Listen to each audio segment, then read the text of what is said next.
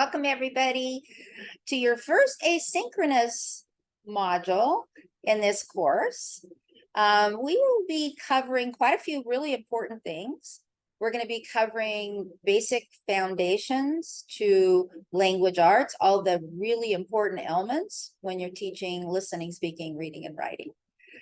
We're also going to be covering a little bit of information on language impairments and specific kinds of language impairments and accommodations you might make for those. We're going to be looking, I'm going to have you read some case studies.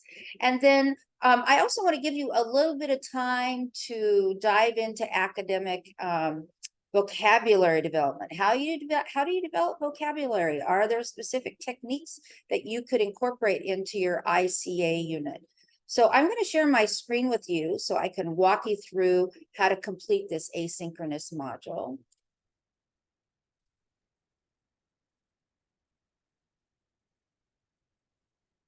So here you see the asynchronous module on Camino. The first thing you're going to do is do some reading, right? So you're going to click on the read, and you're going to read the Cultivating Genius chapter 3, and you're going to skim, and that's what I mean, skim, not carefully read, chapter 3 of the Tompkins book, Emergent Literacy, Chapter 4, Oral Language, and Chapter 7, Building Vocabulary. And this will give you a really good foundation to be able to complete the other elements in the module. Then do you see this little button at the bottom? You just click Next, and you go to the next thing you're going to do. And that's looking at the Common Core standards.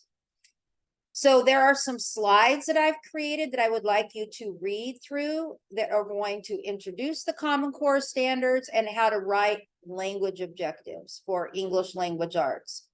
To do this, you just click on this link.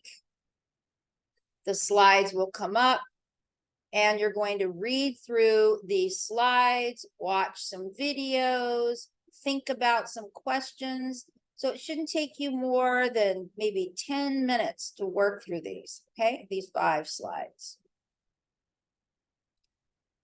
Okay, so once you're done reading through the Common Core standards, the next thing you're going to do, click the next button. And now we're going to look at some case studies on different kinds of language impairments, specified language impairments. So case study 1 is looking at language impairments for expressive language. Case 2 is language impairments related to pragmatics.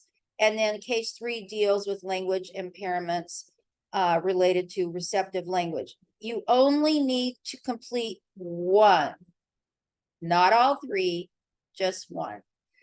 So I'm going to decide to complete case study number 2. I click on this link. And here we have the activity. It should take you maybe 30 to 45 minutes to complete this. You're going to read through all of this. Read through all of it. It's a case study, so just read it. Then answer these questions at the end and submit your answers on Camino. Okay.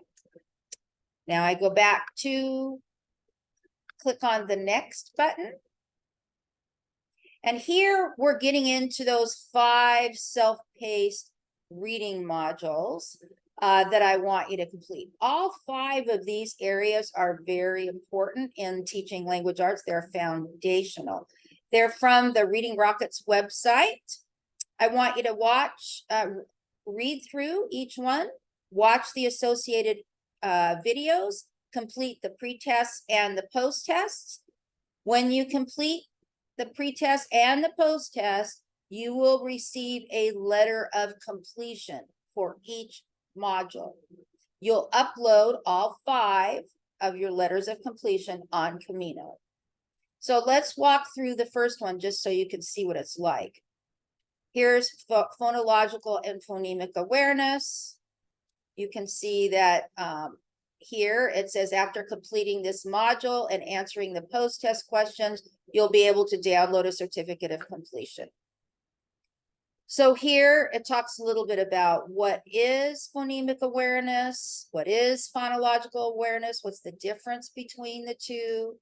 There is a little video here. How do phonics fit in? Read this. A couple more videos. And then you're going to take, the pretest is actually optional. If you don't want to take the pretest, that's fine. You definitely want to take the post-test, okay? So the post-test looks like this. It's just a fill in the blank. Then you submit it. And then you'll receive a letter of completion. When you're done, you just go back and you do the same thing with phonics, fluency, vocabulary, and spelling. If you're short on time, don't take the pretest. Just take the post-test. That will get you the letter of the certificate of completion. Then you're going down, clicking the next button. And now we're talking about academic vocabulary development. I want you to read through this graphic. They do a really good job. Beck, McCowan, and Coogan are just experts in vocabulary development, and they have identified tier 1, tier 2, and tier 3 types of vocabulary. So take a look at this. I want you into step 1 to watch one of these 3 videos. So here's the first one. It's a link, academic vocabulary in the Common Core. It's about 9 minutes. Then a CQELL video explicitly teaching vocabulary to ELLs. That's about 8 minutes and 15 seconds. So here we have it right here. And then the final one that I want you to watch, that you could watch, or I'm going to watch one, is a teaching routine for academic vocabulary in pre-K through 1. So any one of these 3, I would like you to watch those. And as you're watching them, I want you to think about how can you incorporate vocabulary instruction in your ICA unit, okay? Then you go to,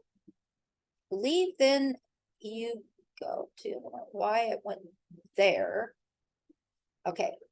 The last thing you're going to do is you're going to complete some reflection questions. So these are the reflection questions that you're going to complete. There are 5 of them. Upload those to Camino and go to next. And then the last thing you're going to do is give me feedback. Okay. To me, feedback is very important because it lets me know what I need to adjust, if things weren't clear.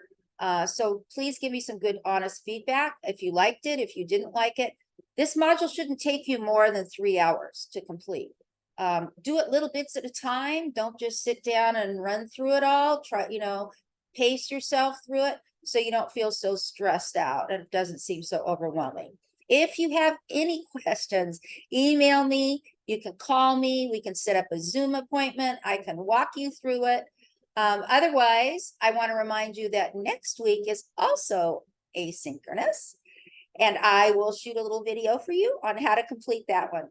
Have a great week, you guys, and we'll see you in person in another couple weeks. Bye-bye.